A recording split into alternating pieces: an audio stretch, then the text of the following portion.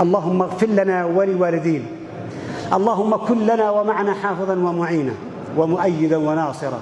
اللهم أقل عثراتنا واغفر زلاتنا واستر عيوبنا واشف مرضانا وعاف مبتلانا وارحم موتانا وأكرم مآلنا وأحسن خلاصنا واختم بالباقيات الصالحات منك أعمالنا وطيب كسبنا وحسن أخلاقنا واصلح عيالنا وبناتنا.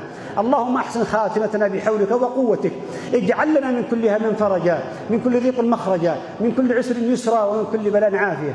يا رب ما عصيناك استخفافا بحقك، ولكن سولت لنا أنفسنا أمرا فاغفر لنا ولوالدينا ولوالد والدينا ولمن لهم حقا علينا بالدعاء. اللهم اغفر لحينا وميتنا وصغيرنا وكبيرنا وذكرنا وانثانا وحاضرنا وغائبنا.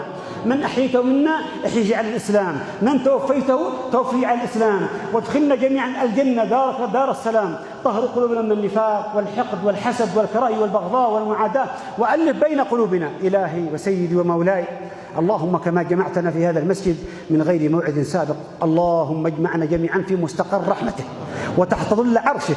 لا تصرفنا من هنا إلا بذنب مغفور وسعي مشكور وعمل متقبل مبرور. اللهم اغفر لمن حضر معنا ولوالديه.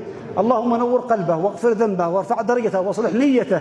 أصلح الله أولادكم ورفع الله قدركم ومقامكم. كان الله معكم أينما كنتم، حافظ ومعين ومؤيد وناصر. ونسأل الله أن يسترنا وإياكم باطن وظاهر، فإن كان من شكر فهو لله أولا صاحب المن والفضل.